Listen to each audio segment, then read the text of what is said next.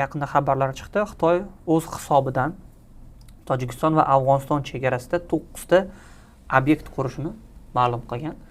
Bilamizki, mana o'tgan 25-yilda adashmasam 5 marotaba Xitoy Afg'oniston chegarasida katta bir to'qnashuvlar, harbiy to'qnashuvlar bo'lgan edi va 2026-yil yanvar oyida ham bitta yirik to'qnashuv bo'lgan va o'shanda adashmasam 2 nafar tojikistonlik harbiy xizmatchi vafot etgan edi, 5 nafar Xitoy fuqarosi vafot etgan edi. Noyabr oyida. Va endi mana shunaqangi obyekt qurilyapti chegarada. Ya'ni Xitoy quryapti bu narsani. Xitoy nimadan xavotir olmoqda? Bilamizki, Tojikistonda o'sha oltin konlariga juda katta investitsiyalar tikilgan. O'z investitsiyalaridan xavotir olyaptimi yoki-da mana shunaqangi terroristik nima deydi, bir yurishlardan xavotir olyaptimi? Bu yerda baribir bitta masalada doimiy Xitoyning bu yerdagi xavotiri Shinjon Uyg'ur bilan bog'liq bo'ladi-da. Ya'ni o'sha hudud Afg'oniston bilan chegaradosh, Tojikiston bilan chegaradosh hudud. Ya'ni ehtimoliy mana shu harbiy baza haqida ham gap ketgan edi. Ya'ni o'sha chegara qo'shinlarini, u yerdagi ma'lum kuchlarni tayyorlash punktlarini tashkil qilganligi va to'laligicha Xitoyning mablag'lari hisobiga, Xitoyning jihozlari hisobiga. Demakki, endi baribir shunday ibora borki, hech narsa tekin bo'lmaydi. Nimadir evaziga. Ya'ni bu yerda asosiy xavf mana shu mintaqani nazoratini kuchaytirishlik, bu ayniqsa o'sha Afg'oniston hududidagi jangarilar faollashib qolganligi, u yerda ham o'sha Uyg'ur millatiga mansub bo'lgan fuqarolarning u yerda mavjud ekanligi nuqtai nazaridan, ya'ni potensial xavf paydo bo'ladigan bo'lsa, xavfni Xitoy chegarasiga kelmasdanoq chegarasining atrofida bartaraf etishlik, ya'ni o'ziga xos Xitoy uchun bufer hududi kerak. Ana shu maqsadlarda ko'pincha foydalanadi. Iqtisodiy omil haqiqatan ham u ham muhim, ya'ni o'sha avvalgi suhbatlarimizda ham esingizda bo'lsa gaplashgan edik. Ya'ni bu hududda shu oltin konlari mavjud ekanligi, u o'sha daryo bo'ylab, ya'ni Panj daryosi bo'ylab bu konlar mavjud ekanligi, u qazib olinishligida ko'pincha Afg'on va Afg'oniston tarafidan va Tojikiston tarafidan mahalliy darajadagi nizolar kelib chiqishligi haqida holatlar ma'lum. Bu yerda asosiy xavf mana shu Shinjon Uyg'ur bilan bog'liq deb o'ylayman. Ikkinchi jihati esa bu jarayonlar bugun boshlangani yo'q. Ya'ni bu chegara nimalarni qurish, binolarni qurishlik bu uzoq vaqtdan beri davom etib kelyapti va buni asosiy sababi nazarimda Xitoyning ehtimoliy bu yerdagi investitsiyalarni himoya qilish vositasi ham bo'lishi mumkin. Sababi bu yerda Pokiston omilini e'tibordan qochirmasligimiz kerak. Pokiston bu hozir Xitoy uchun ehtimoliy mana shu Malakka bo'g'ozi atrofida muammo yuzaga keladigan bo'lsa, Hind okeaniga chiqishlik yaqin sharqqa ulanadigan yo'l bo'lib turibdi. Va hozir trans-afg'on yo'nalishida ham muammolar yuzaga kelishi mumkinligi haqida turli ma'lumotlar bor. Ayniqsa Pokiston va Tolibon harakati o'rtasidagi ziddiyatlar fonida. Bugun yana zarba berdi Pokiston. Va bu o'sha urushni ham ko'rsangiz, ya'ni nima uchun buni aytyapman? Ya'ni ehtimoliy yangi yo'nalishlar paydo bo'lishi mumkin. Biz turli ma'lumotlar chiqyapti. Ya'ni yangi transport koridori endi bu trans-afg'on emas, aynan Pokistonga, Markaziy Osiyo davlatlarini Xitoy orqali ulaydigan yangi yo'nalishlar ham paydo bo'lishligi haqida ma'lumotlar chiqyapti. Ya'ni Xitoy ehtimoliy ssenariylarga tayyorgarlik ko'ryapti deb o'ylayman.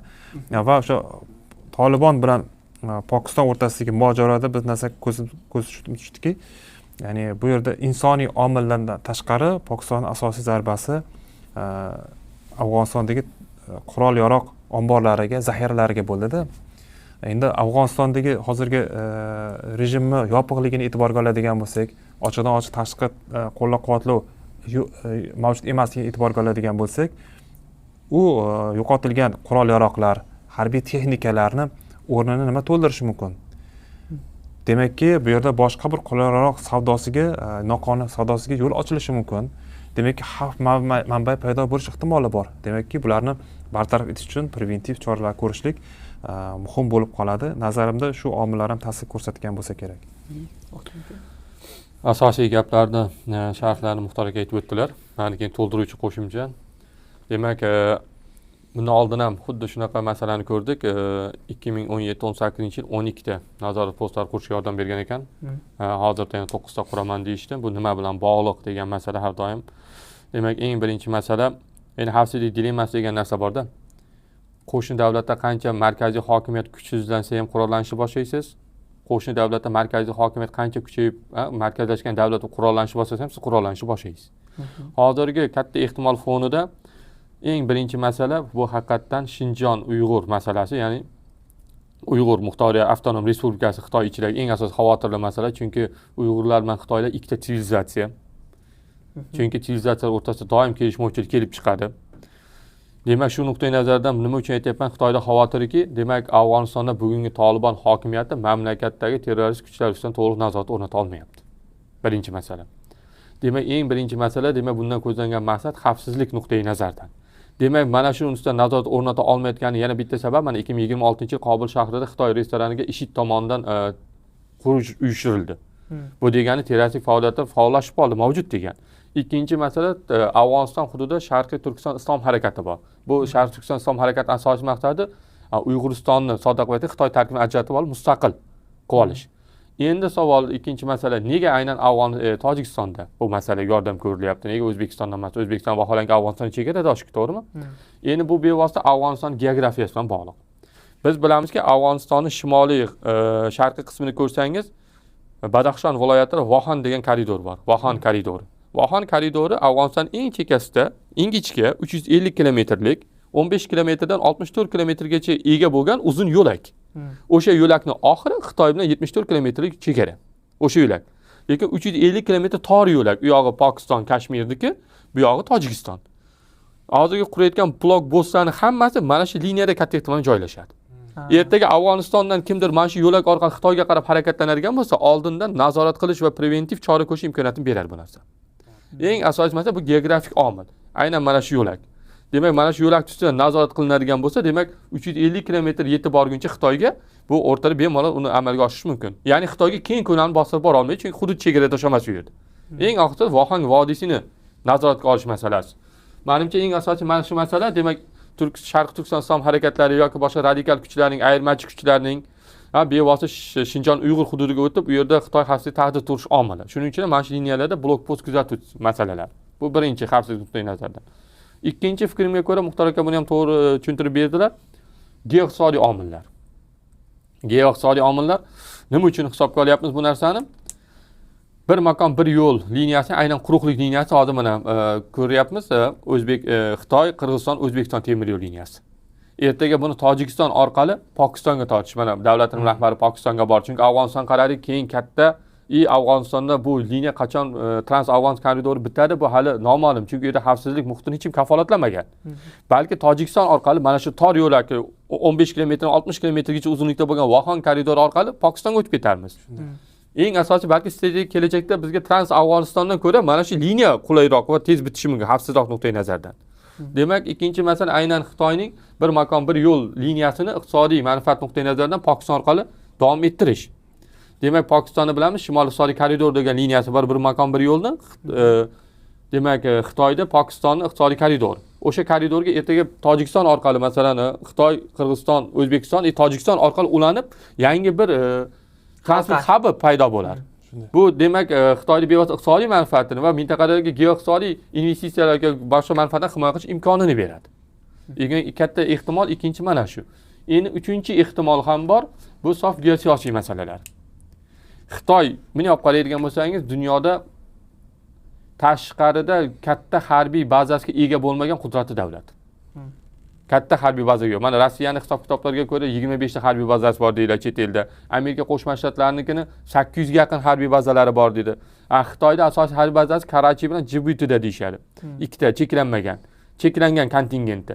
Balki endi Xitoy Markaziy Osiyoga nisbatan o'zining iqtisodiy ta'siri bilan birgalikda harbiy masalalarda ham yordam qiladi. Masalan, biz mana Xitoydan Rossiyaning S-300 raketali muqobil varianti H-9 degan masalan havo mudofaa tizimlarini sotib oldik. Borgan sari bizga ko'p harbiy ekspertlar amalga oshiryapti. hattoki Tojikistonning Nurik shahrida harbiy baza masalasi, harbiy havo kuchlariga oid Xitoyda degan masala. Xitoy buni qat'iyan rad etdi-yu. Aytmoqchiman, endi Xitoy dunyoga iqtisodiy ta'sir bilan birgalikda geosiyosiy ta'sirini oshirish uchun Markaziy Osiyoda balki harbiy omillarga ko'proq e'tibor berish boshladi. Mana shu aynan mana birinchi deganim chegara postiga yordam qilar, keyingi etapda harbiy qurol-yarog'larga, undan keyin harbiy bazalar masalalari. Bu degani o'zini muqobil kuchli davlat sifatida namoyon qilish imkonini beradi. Shu nuqtai nazardan menda 3 ta versiya bor.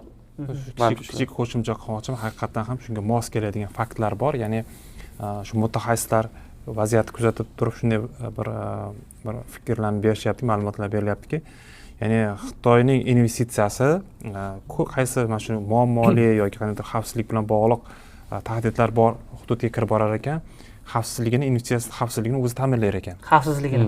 Ya'ni o'zini qo'riqchilari bo'lar ekan, o'zini xususiy armiyasi singar tipidagi xavfsizlik tizimlari bo'lar ekan. Ya'ni bu tizimlar mavjud ekanligi Xitoyning investitsiyalarini himoya qilish vositasi sifatida ko'riladi.